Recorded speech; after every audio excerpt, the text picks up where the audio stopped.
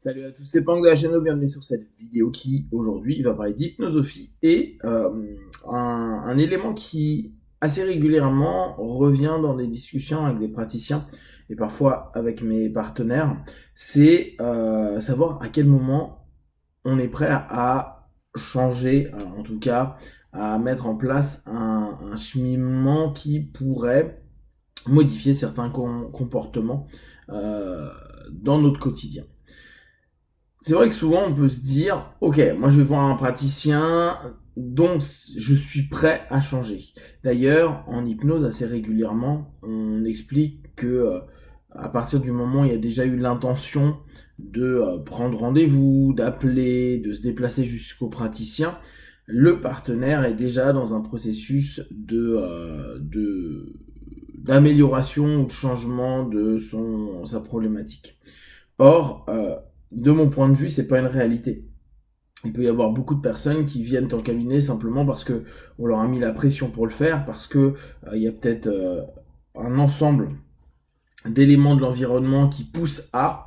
Il y a peut-être même quelque chose qui est vécu à l'intérieur, une maladie qui se déclenche, une problématique qui se met en place, qui dérange, gêne. Et donc à ce moment-là, le partenaire se dit bon je vais aller voir ce que je peux faire vis-à-vis de ça. Les praticiens connaissent aussi très bien les partenaires qui cochent les cases des praticiens et des techniques qu'ils ont testées. Et donc, bien sûr, il n'y a pas eu de résultat parce que eux, c'est un peu des cas à part. Alors qu'il n'y a jamais de cas à part. Il y a toujours des façons de fonctionner qui se recoupent. On aime bien se dire régulièrement que nous sommes tous différents. Seulement, quand on en parle avec d'autres praticiens, on se rend bien compte que c'est quasiment toujours les mêmes types de problématiques et les mêmes types de patterns et de fonctionnement qui ressortent. Après, c'est les histoires de vie qui, elles, sont pour tout à chacun différents, et donc la perception des problématiques qui peuvent être différentes. Néanmoins, on retrouve, on va dire, des schémas de base qui sont communs à l'humanité. Et ce qui entraîne à avoir des personnes qui ne sont pas prêtes à passer à une autre étape. Elles peuvent se vendre l'idée qu'elles sont super motivées, qu'elles vont se donner à fond, que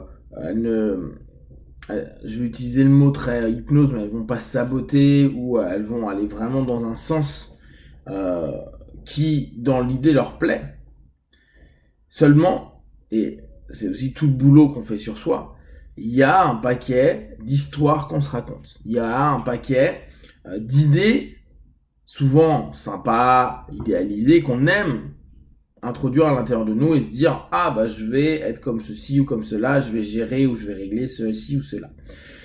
Pourtant, c'est pas nécessairement une réalité. Pourtant, c'est pas nécessairement ce qui est prêt à être fait. C'est parfois même assez frustrant, autant pour le praticien que pour le partenaire, de se dire je mets quelque chose en place et il n'y a pas de retour. Alors bien sûr, nous en tant que praticiens, notre job est de faire qu'il puisse y avoir un mouvement.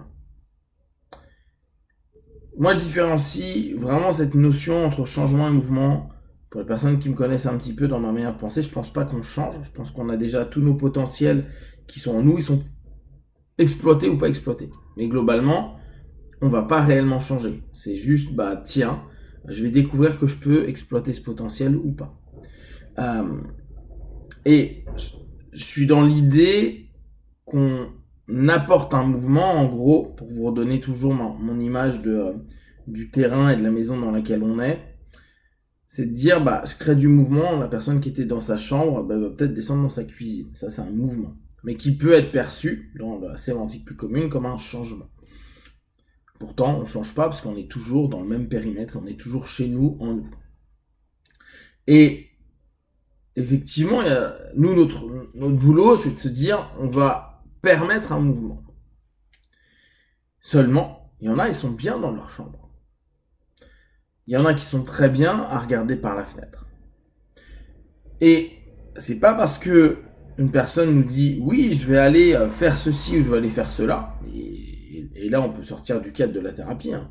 On connaît tous des personnes qui disent ah ouais, non mais t'inquiète, je vais bientôt partir dans tel ou tel endroit. Je vais voyager. Je vais créer ma boîte. Je vais faire ceci, telle ou telle action ou telle ou telle orientation. Et 1 an, 5 ans, 10 ans, 15 ans après, c'est toujours le même discours et c'est toujours une non-action, une non-réalité. Par contre, toujours plein d'idées et plein de fantasmes qui sont proposés. Cette notion, elle est très naturelle, elle est très humaine. Beaucoup de personnes sont comme ça. Un jour, tu verras, je ferai ceci, cela. Les personnes partent et n'ont jamais fait ce qu'elles ont dit. Et dans le cheminement intérieur, c'est souvent la même chose. Je veux me sentir mieux. Je veux passer de ce comportement-là à un autre comportement. Je veux réussir à passer une étape. Et la réalité est la même que celui qui nous dit qu'il va créer sa boîte ou voyager et faire son tour du monde. La réalité est que ça n'avance pas. Nous, on va tenter de leur permettre un mouvement. Alors, pensez bien. Parfois, ça va être tiré, parfois ça va être poussé, parfois ça va être mettre un coup de pied au cul, parfois ça va être balayé pour que la personne perde l'équilibre et bouge un petit peu. Alors ça peut être fait de manière douce, ça peut être fait de manière un peu moins douce. Notre idée est de créer un mouvement. C'est pas parce que on propose cette énergie qui pourrait se mettre en place, qu'on initie quelque chose, que pour autant, le partenaire va suivre cette énergie-là. Beaucoup de personnes ont une espèce de notion d'attente et de se dire je vais être poussé, tiré, entraîné par le praticien. Alors que eux ne veulent pas bouger. Eux préfèrent, dans l'idée, se dire bah voilà, moi le seul truc que je fais, c'est que je me mets dans la voiture, maintenant tu m'emmènes au point B. Je me suis posé, c'est déjà bien.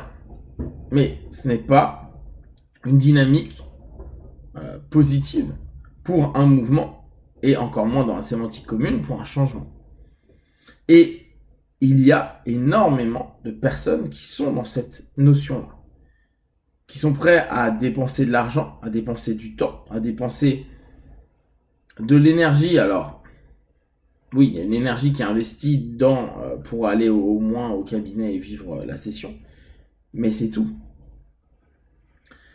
Et c'est parce que, d'une part, ils ne se connaissent pas assez et restent dans une dynamique que c'est les autres qui doivent faire pour eux. L'hypnose, la PNL, l'énergétique va les faire bouger, va les faire se transformer, va changer leur vie. Mais eux ne sont pas prêts. Ils sont pas prêts et ils se rendent même pas compte qu'ils ne sont pas prêts. Parfois, ils font du mimétisme, ils suivent ce que d'autres ont dit, ce qu'un article ou une vidéo a proposé, a mis en avant. Apprendre à reconnaître que on n'est pas prêt, c'est une chose. Alors ça, on peut peut-être le travailler en cabinet. Mais souvent, on ne peut pas l'admettre. On se dit, attends, non, si je suis là, ça veut dire que... Et... pour nous, en tant que praticiens, accepter que certains ne sont pas prêts. Et pas prêts, ça ne veut pas dire que la semaine prochaine, dans 2 mois ou dans 6 mois, ils ne le soient pas. Mais à un instant T, que tout mouvement qu'on propose revient à la place de départ. Vous savez, c'est un petit peu comme ces petits jouets qu'on pousse. Et quoi qu'il arrive, ça tombe pas et ça revient au même endroit. Bah, c'est un peu ça. C'est cette espèce de... Ça semble bouger, puis en fait, non, ça reste exactement à la place. C'est aussi à nous, au bout d'un moment, de dire, bah, stop, je peux pas t'aider. Et permettre à la personne d'avancer à sa manière ultérieurement. Si vous avez des questions et des remarques, vous partagez sur Facebook, YouTube, j'y répondrai le plus rapidement possible. Et comme d'habitude, tout ce que je propose, ne prenez que ce qui est bon juste pour vous tester, observer, analyser et conclure. Be one, ciao.